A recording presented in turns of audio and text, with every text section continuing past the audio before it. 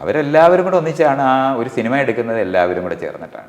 അപ്പോൾ അവർ ഒന്നിച്ച് ചേർന്ന് വിജയിപ്പിച്ച സാധനമാണ്. അതിനകത്ത് മറ്റുള്ളവരുടെ ആരുടെയും അച്ഛനല്ല ഞാൻ.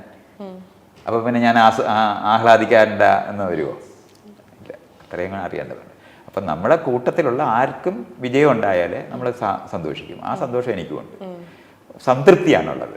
ആളുകൾ എപ്പോഴും ഈ പ്രൈഡ് എന്ന് പറയും, പ്രൗഡ് ഫാദർ എന്നൊക്കെ പറഞ്ഞ് എനിക്ക് എഴുതിയിട്ടുണ്ടായിരുന്നു. I'm not a proud father. കാരണം പ്രൈഡ് എന്ന് പറയുന്നത് മറ്റുള്ളവരെ ചെറുതാക്കുന്ന ഒരു വികാരമാണ്, അതെനിക്കില്ല. അതേ സമയത്ത് സന്തോഷമുണ്ട്.